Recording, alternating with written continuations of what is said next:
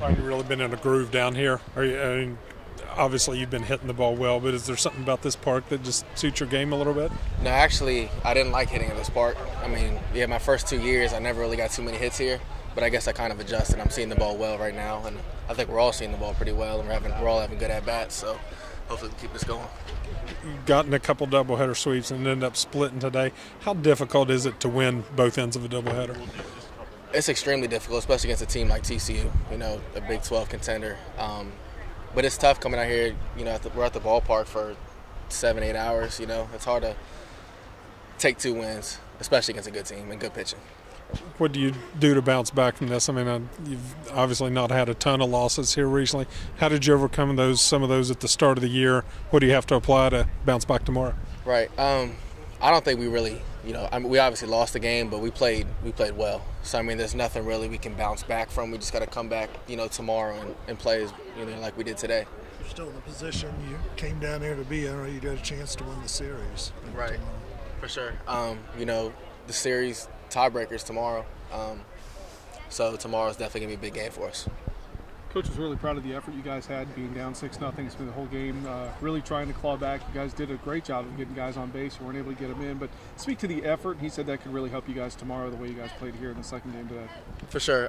TCU brought in like 6 or 7 different pitchers, all great arms, all, guys that threw the baseball hard, like 95 and above.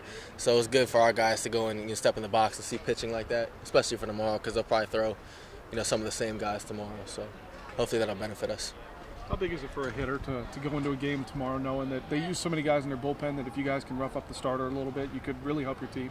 Right. They got a deep bullpen. That's our main goal, to get the the starting pitcher out as soon as possible.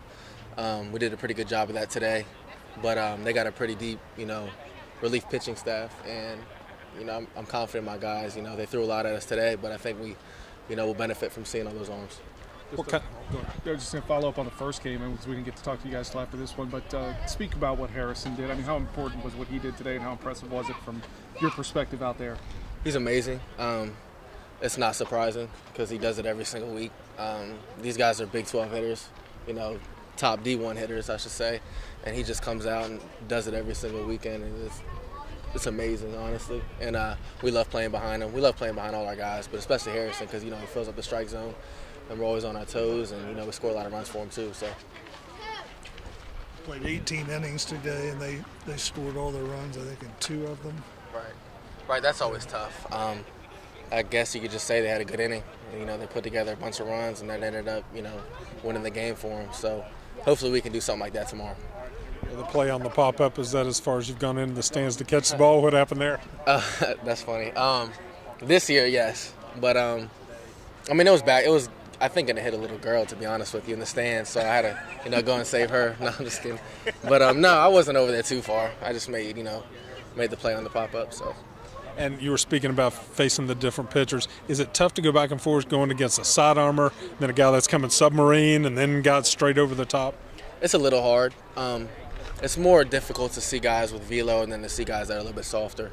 Not so much arm angle, because we prepare for arm angles like no other. We'll go hit in the cage in between games, seeing guys side arms, seeing guys over the top.